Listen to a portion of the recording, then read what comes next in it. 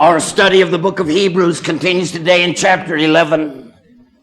By faith, Enoch was translated that he should not see death, and he was not found because God translated him. For before his translation, he had this testimony, that he pleased God. For without faith it is impossible to please God. For he that cometh to God must believe that God is, and that he is a rewarder of them that diligently seek him.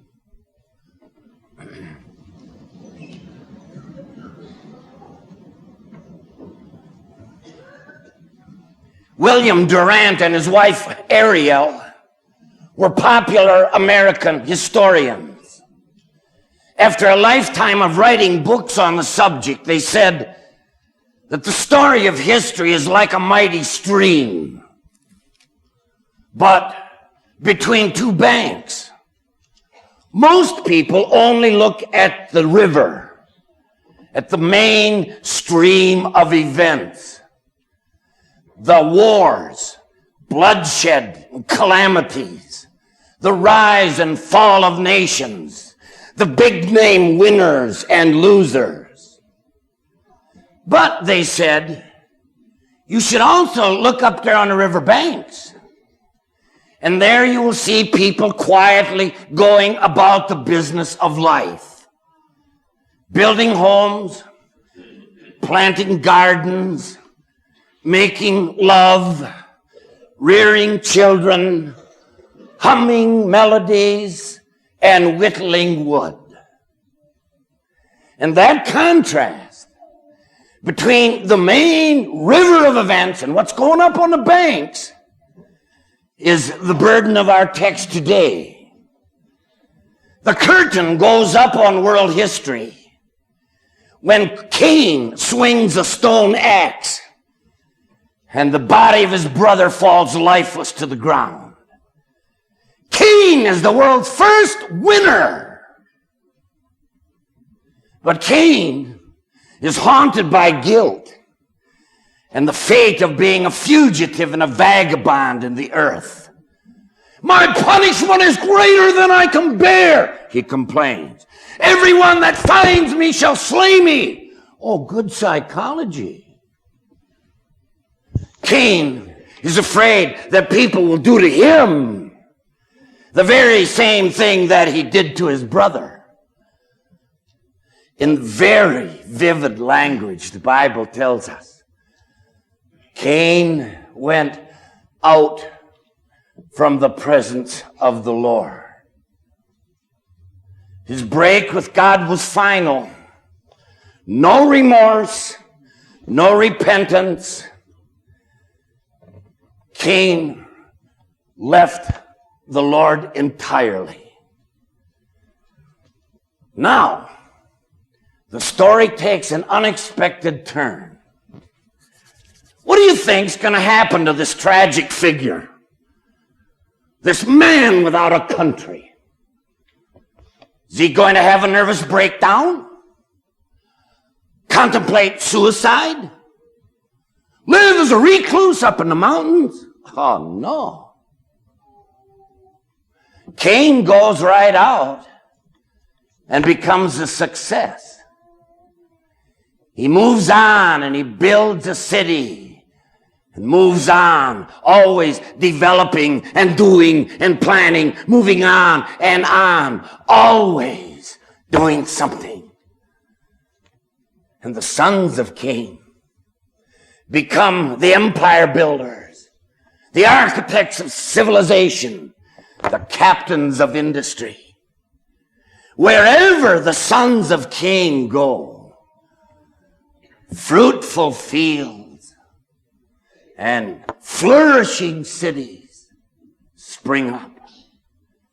In the hands of the sons of Cain, the arts, craftsmanship, culture begin to thrive.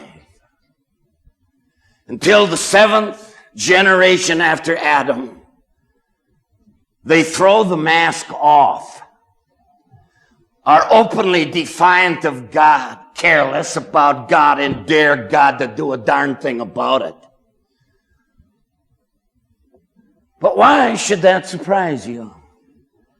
That civilization develops fastest among those who are farthest away from God. People, once you call it quits with God and then with your fellow man who's made in the image of God, you haven't got anybody left but yourself to think about. Having no heaven of God, all you've got is the world that now is. And so they're devoted to it. They put their stamp on it. They claim it. They cultivate it. It's all they want. It's all they believe in. It's all they care about. That's what Jesus meant when he said, the children of this world are in their generation wiser than the children of light. Hey, you want a success story? Read chapter 4 of the book of Genesis. Meanwhile, another stream of events is flowing silently on. Chapter 5 of Genesis tells you the names of the family tree of the people of God. Through 10 generations, from Adam down to the man Noah. Now, most Bible students skip over these chapters if nobody's looking, myself included, because they're so boring. The names appear one after another. Seth and Enos and Jared. He was born, he lived, and he died. Over and over again. Like a phonograph needle stuck on a broken record. He was born, he lived, and he died. Like all genealogies and obituaries down to the present day, they're monotonous. They all end the same way. And he died. And then your ears perk up about halfway through. The unexpected happens. A link in the chain of death is broken. God broke it. We find the words, Enoch walked with God, and he was not, for God took him. We don't know much about the man Enoch. His name, his father's name, his son's name, and how long the span he lived on the earth. But we do know this. Enoch walked with God. That little line tells you a great deal. Enoch must have been a personal friend of God, because you cannot walk with somebody who's an enemy. Enoch talked things over with God. The intimacies of his heart, and asked questions, because that's what friends do when they walk together. Enoch went the way that God wanted him to walk, because you cannot walk with somebody when you're going in different directions. In Abel, we saw that faith worships God. Now in Enoch, we see that faith walks with God. I know there are times in every person's life when you're on the run. Some crisis comes up and you got to give it everything you've got till you're running out of breath and your muscles are aching and your heart is pounding. And there are times in life for rest and relaxation when you let down and you let go and try to catch your breath. But most of the time, we just walk. Nothing flashy, spectacular, sensational. We leave home, go to work, we walk back home. I know that it is often said that faith equips ordinary people to do extraordinary things. That doesn't impress me. That's true, but only half true. Faith equips ordinary people to do ordinary things. Many people will respond to an emergency, a fire, a flood, an automobile accident, and sometimes in heroic fashion. But it's in the menial things of life, the humdrum duties, day in, day out, week after week, year after weary year. That takes courage and devotion. A wedding is the excitement of a single day. A marriage is walking the rest of the way through life together. Now, I know the emphasis in religion today is setting off fireworks and doing something sensational and attract everybody's attention. St. Paul says the opposite. Make it your ambition to lead a quiet life, keeping your nose out of other people's business and working with your hands. That your daily life, get this, your daily life might win the respect of the outsiders. Then one day, Enoch was gone. His chair was empty.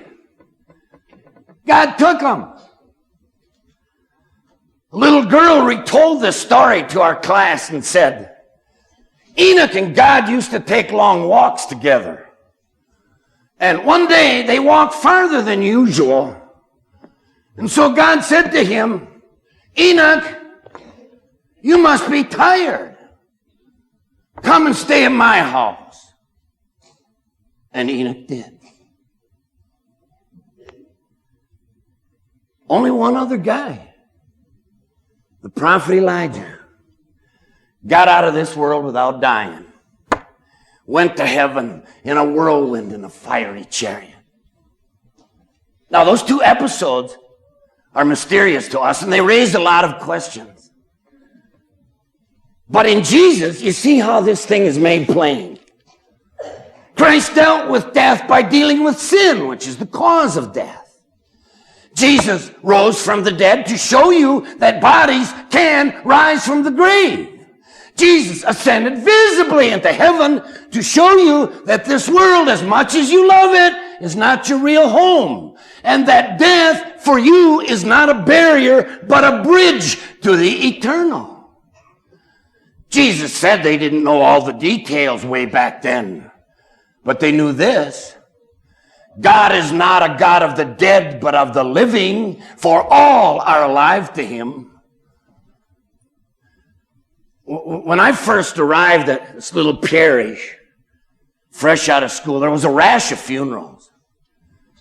And I didn't have much experience at this. And it's a sensitive time in people's lives, and I wanted to do the thing right. And so I thought, and you got to give me credit for this, I'm going to look it up in the book and see what Jesus preached at funerals. Now, you got to take all the credit away from me.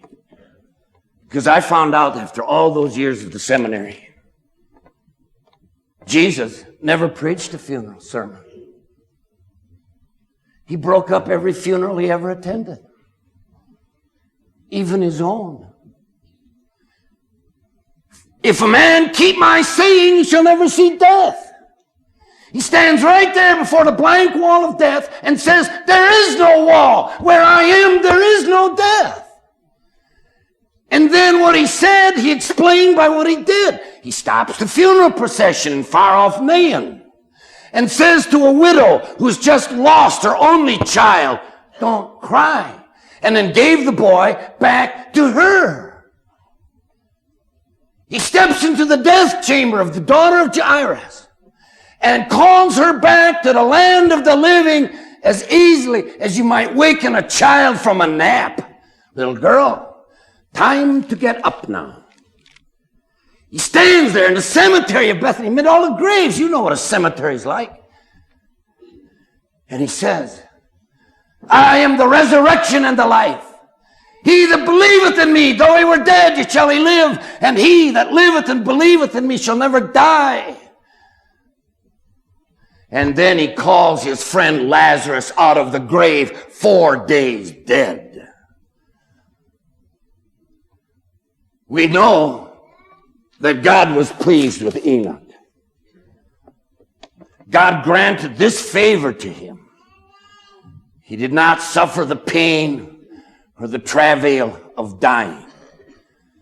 And we know it must have been Enoch's faith, because the text tells us, without faith, it is not possible to please God.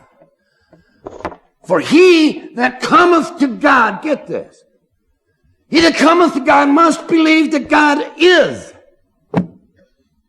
Well, now there's a shallow definition of faith if I ever heard one.